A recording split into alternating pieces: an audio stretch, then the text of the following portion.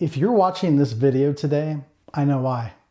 It's because you have a high value for growth, for transformation, for stepping into the best version of yourself. And because of that, I want to share with you 3 really important pitfalls that it's going to be really imperative for you to avoid if you want to continue on this path, if you want to be the best version of yourself, if you want to be the best lover, best parent, best professional, whatever it is that you want to do, best just at life itself. If you want to be the best at life itself, it's really important that you avoid these 3 pitfalls. And in this video, that's exactly what we're going to talk about. And this will set you up for the rest of your life for success. So stay tuned.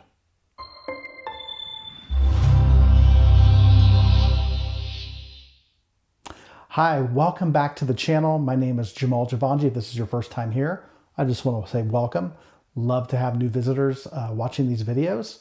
I have really appreciated hearing from you guys, the folks who know me and have reached out to me personally because you've watched these videos. Thank you for letting me know that they have been impactful for you, that they've been speaking your language. It's really good for me to know that because it helps me understand that these videos are actually connecting with you and are speaking to what's needed in your life, because that's why these videos are here. It's totally free for you to watch this, and it's a public service from me to you, okay? So really glad you're here today. I am a life coach by profession, as you may know. I have a company called Free to Love Coaching Solutions, LLC. I'm also the author of the Amazon best-selling book called Living for a Living.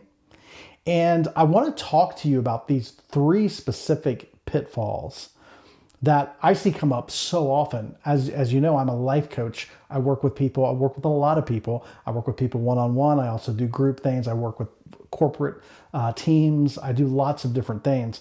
But when I work with people, these 3 things have come up repeatedly over the years. And these 3 things will literally act as roadblocks to your success. And I want to share them with you today, okay? So the first pitfall that I want to tell you about, that it's really important that we avoid this pitfall, or that we're aware of this pitfall when it comes to this process of inner well-being, of growing, of transforming. This is the number 1 pitfall that I see people make all the time. And it makes sense, right? But the number 1 pitfall is this. We as human beings, especially in the West, the Western world, we have a tendency to intellectualize, conceptualize truth. We intellectualize. We hear a podcast, we watch a video, we read a book, and we think we know the subject of what we're talking about. And I just want to tell you right now, it's great. I am all about information, sharing good information. Actually, that's why I'm doing this video today, right? I'm all about that. It's important to become aware of information, to understand things at an intellectual level, at a cognitive level. Very important. But please do not make the mistake, and if I could speak to my coaching clients, and I say this to them often, information does not lead to transformation. It just does not. Information it's a part of the process for transformation. It's an important, vital part of the process. But information itself is not transformation. And when people hire me as a life coach and we have programs we go through together, we have sessions together, I am communicating information, new information that they may have already heard, but from a different angle. But that is not the transformative component to it, okay? But a lot of folks that I've seen on this path and the folks that I've worked with they just want to know the information and then they want to run with it, okay? It's not how it works. Information alone cannot transform. So the biggest pitfall is that we think we know a subject simply by regurgitating the information or intellectualizing the information. It doesn't mean you know the subject. Okay, so how do you know anything, right? Well, here's where we need to learn from the Eastern world a little bit more, okay? In the Eastern world, and I'm talking about the Orient, right? China, India, those places. These are places where embodiment was seen as qualification. Mastery is something that is seen as qualification. Now, I know we're all in a process here, right?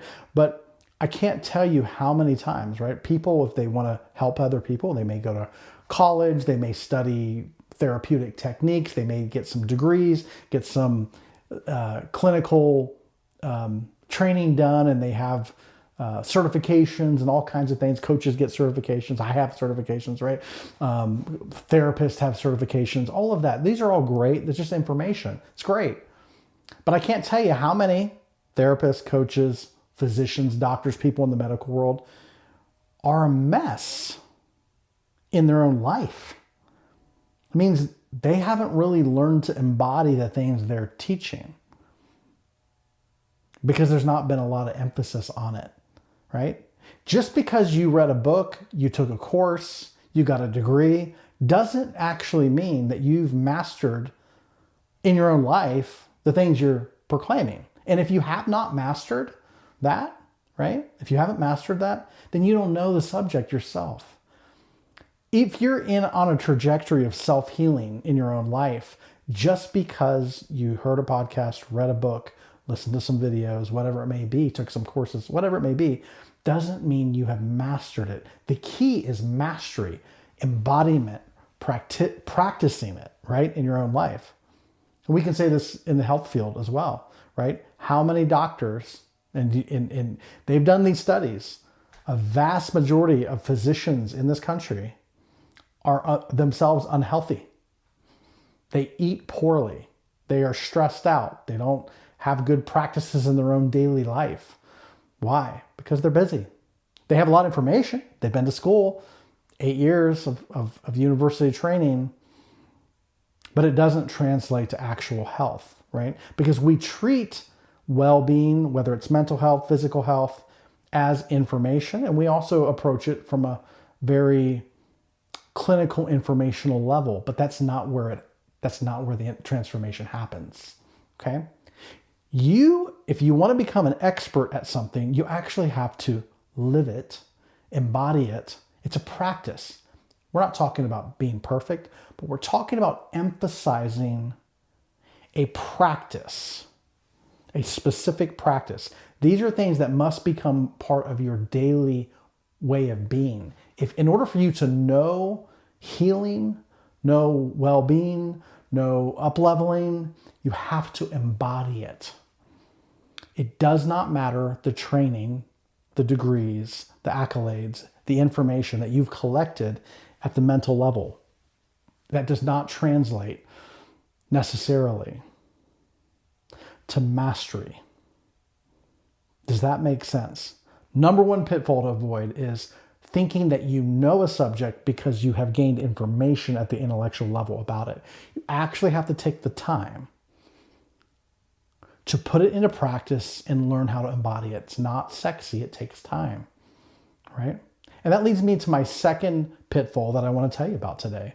We have to get rid of the medication mindset. I tell my coaching clients about this up front.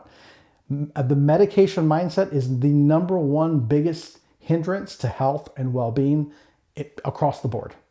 And a lot of us just have it. We don't even know we have it because we've been conditioned and trained to have a medication mindset by our culture, by our experience, right? So what is the medication mindset? Well, the medication mindset is this. I take the pill, I do the thing, and the results happen immediately. That's the medication mindset. I take the pill, my headache goes away, right? Maybe I'm chronically dehydrated, right? Oh, I take an aspirin, the headache goes away, right? But you're not actually dealing with the roots of anything, right? So the medical mindset is we approach things, and I can't tell you how many folks have approached me as a life coach with a medication mindset, thinking, oh, I sign up for the 12-week course, I take this thing, I do this, boom, there it is. And I always tell them it's a process. And the process is gradual. If you're chronically dehydrated, you have to start drinking water. Yes, you may have headaches because you're dehydrated, if that's the reason you have headaches, right? This is just an example here. I'm not giving medical advice here. This is just an example. Let's say you have headaches because you're dehydrated. You can take an aspirin and you can get rid of the headache really quickly. But if you really want to get to the roots of the issue, you have to start drinking water. And that means the headache may persist. Gradually, it gets better over time. But you have to actually establish a new way of being in your life where you're drinking water consciously and regularly throughout your day. Otherwise, you're not going to address the dehydration issue.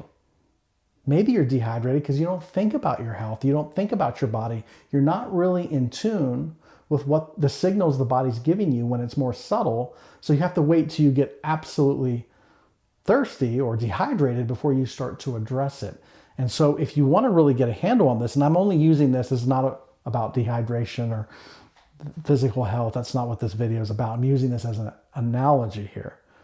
If you really want to get to the roots of it, you have to start paying attention to the body and learning how to incorporate consciously into your day a rhythm of drinking water, right? Then you address the roots. That's not medication. That's a process. And it's about embodiment with your life, living a life of hydration, right? You see where I'm going with this? It's the same is true with any form of well-being. It must become a practice. But in order for us to do that, we have to understand where the medication mindset comes from. Yes, it comes from our culture, it comes from the West, but ultimately, it comes from a dysregulated nervous system. We want results and we want it immediately and tell me what I got to do, and we're always just kind of eager, chomping at the bit to get somewhere. There's nowhere to get. We're actually learning how to show up to life the way it is right now. That's what this is all about. That's what the true healing is all about. It's learning how to show up to life the way it is right now with consciousness and with process. Not about, tell me what to do when I need to get to this thing, right? So many folks on this journey, they're just in a hurry to get somewhere, and that actually works against you. Now, let me give you a little example of this, and this is a story that was often told by a teacher, a mystic who had some disciples, and this is an Eastern story, all right? It goes to the East in India. But there was a guru, he had some disciples, and he wanted to help communicate this very teaching, right, to his own disciples. And what he asked them to do is he said, we need to find water, and there's a piece of land, some miles away. I want you to go and find water, and you'll have to dig to find it, but it's there. There's a lot of water there, so just go find it. So he sent his disciples out, and they had shovels, and they went, and they're going, and he waited for a few days, and he visits them, and they're all frustrated when he goes to that piece of land, and he looks, and there's holes everywhere, right? There's holes all over this property. And he asked his disciples, he said, how's it going? How's the water search going for you? And they were frustrated. They said, there's no water here. We have dug all over this property, and there's no water. And then he says, well, let me have a look. I'm pretty sure there's water here. And so he looks over at the grounds, and he's noticing the holes in the ground, and he notices the holes are about 6 to 8 inches, 10 inches, or whatever it may be, right? Just, they're not that big. And he said, well, I noticed that these holes, why did you dig so many holes? They said, well, we're not going to waste our time digging in a hole where there's no water. So we dug a few inches and there's no water there. So we go on trying to find it in another place. And he looks at them and he said, see, this is the problem, right? You're assuming, because you're in a hurry, that what's happening right there is not actually working. So you're digging the hole and you get a few inches deep, and then you get impatient because you're in a hurry to get somewhere. So you go to another hole and another hole and another hole. He said, but if you would have just stayed with one hole and dug deep enough, you would hit water, because water is underneath this entire piece of land. And he demonstrates, he just starts digging and digging and digging, and eventually he hit water. He said, water is everywhere, but if you don't stay with the process, you won't discover the water, right? It's a brilliant analogy. but that's what I see so often. Can't tell you. I personally have had many folks that I've worked with. I will give them a simple process. And sometimes because the process is so simple, and I have a friend that always says, easy to do, easy not to do. Easy to do, easy not to do. And this is the biggest challenge for folks on this journey. That if there's a process that's easy to do, it's also easy not to do. And I can't tell you how many folks I've worked with will start a process, get impatient, which is it's all part of the process, right? Even noticing the impatience. Some of them have actually went and found other programs, invested thousands upon thousands of dollars, only to discover the very same thing that I was telling them thousands of dollars earlier that they needed to do. And they could have saved all that time and money running from place to place to place, running from program to program to program, if they would have learned to stick with the process and dig one hole and dig it until you find the water, right? This is the biggest encouragement I can give you if you're watching this video. Find a process, whatever that it may be for you, right? Find a practice. If you're working with a therapist or a coach, stick with the process. Get very curious. Allow yourself, do what is being asked of you consistently, and stay with it. It takes time. We have to really rid our mindset of this Western concept of the medication mindset. We have to learn how to dial in, stay with the process, and dig deep. Does that make sense? That's the second pitfall we need to avoid, the medication mindset. The third quality here, or third pitfall here that I should say, that we really want to make sure we're becoming conscious of and avoiding is this. We need to, and this is a hard one. You got to listen to me on this one. This one can be a little confusing. If you're on this journey of inner well-being and up-leveling your life, we need to stay away from or be aware of the self-improvement trap. That's right. Self-improvement, the concept of self-improvement, it's bunk. We need to stay away from it. Now, this is very confusing. I have, again, as a life coach, I have people ask me, or even have told me all the time, aren't you in the life, when I speak about this, right? They'll say, but aren't you in the self-improvement business? Isn't that what you do? Aren't you helping people become better, to up level? And on one sense, I can see how people can hear that. And maybe sometimes that's how people interpret what I'm saying. But I am not a fan of self-improvement at all. As a matter of fact, the concept of self-improvement is indicative of the problem that has caused all the problems in our life. See, you are not the problem.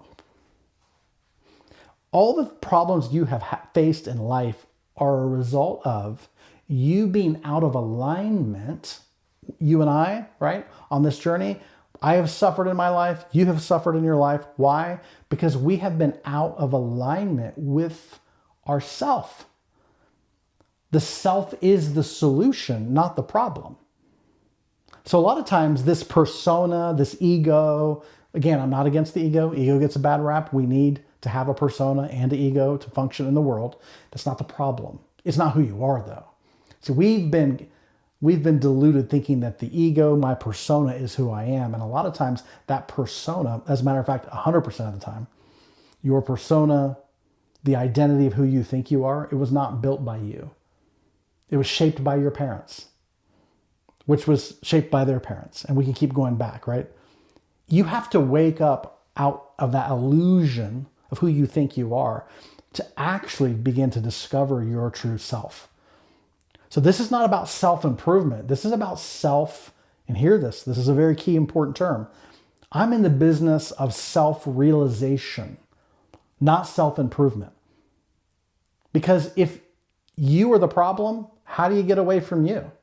If the self is the problem, guess what? You can't escape yourself. So this idea of trying to improve upon the self is really just it's a madness that's teaching you to run from yourself.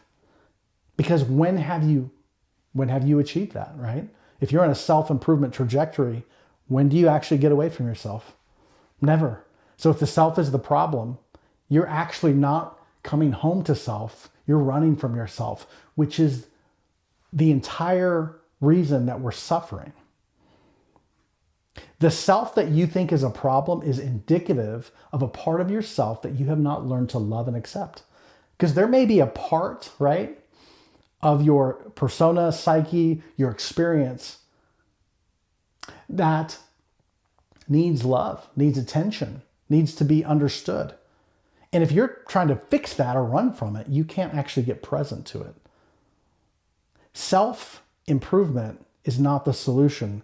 Self-realization is the solution.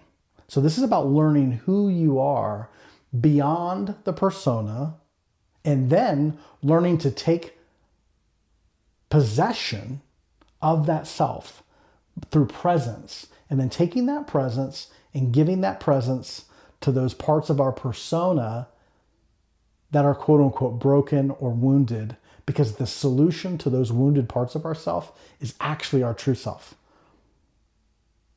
It's the true self showing up for those parts of us that have the wounds, that have the vulnerabilities, that have the things that need, the quote unquote, the parts that need to be fixed. They just need your presence. That's it. But in order to have presence, right, you have to start to identify with yourself. So it's not about self-improvement, it's about self-realization. And a lot of the work that I do as a life coach is all about helping us wake up to the truth of who we actually are as individuals, as beings on this planet. And who you are is the solution. Who you are, and I want you to hear me when I say this, who you are is beautiful. I don't mean that in a very simplistic kind of cliche way. If you could see yourself accurately, you'd fall in love. You'd become enamored. And that's my superpower. So much of the work, so people say, well, why, and I'm not trying to toot my own horn, but I've been doing this work for many years because it is successful. It is transformative. A lot of people have changed and transformed in that sense through the work that I do as a life coach, but I'm not taking credit for it. Let me tell you why I'm not taking credit for it. The transformation that happens, and I'm letting you on a secret that I rarely speak out loud, but when I work with somebody long enough, eventually they get a glimpse of themselves. Eventually they get a glimpse of themselves. And when they do, it's deeply healing and transforming. Now that happens through presence. So much of what we learn in life doesn't happen through information, just regurgitating information. You don't get transformed by reading books or watching videos, chatting with AI. That doesn't transform you. What transforms you is presence. Of getting a glimpse of the truth of who you are and experiencing presence. So much happens when you get in the presence of a person who can see you from the place of truth. It will transform you. So much of health, right? This is why it's so important to go back to my earlier point. If it's a practitioner, a therapist, a coach, even a physician, who doesn't matter who it is, parent, if they don't see you, if they don't have the ability to actually see you, then there won't be any transformation. Energy transfer, so much of what we learn in life comes from transference of energy. We learn in life through observation and presence. We learn in life by being in the presence of those who are embodying a certain characteristic, right? This works positively, also works negatively. If you're in the presence of a parent who's very critical of you and themselves, you will take on those, you will learn how to become a very critical, judgmental, or shame person who has a lot of shame in their life because you pick that up. Even if your parents never specifically said that to you, you're picking up what they're embodying. But the same is true of healing. So if you're working with a coach, a therapist, somebody, it's very, very, very, very important that they actually see you from the place of truth. And that and the only reason they can do that for you is that they've learned to embody it for themselves. It's very important. If you wish to help people in the world, if you want to be a healer, you want to be a solution in the world, it's going to be really important that you learn to see yourself, to realize who you actually are beyond the persona, and to see the beauty and the truth of who you are. The self does not need to be perfected. It needs to be realized. Super, super important. All the great teachers have taught us this, even going back to Jesus. Jesus said the same thing. He said, I am the light of the world. He knew himself. And then he looked at his disciples, and this never gets taught, rarely gets taught. He looked at those same disciples that were making all these mistakes and not understanding what he was saying. And he said, and so are you. You also are the light of the world, but no one takes their light and hides it under a bed. That's what he said, paraphrasing. Indicating that they needed to realize who they were, which is the light, the solution, the truth. So if you're watching this today, it's not about self-improvement, it's about self-realization. Now, there's only so much I can communicate on a video.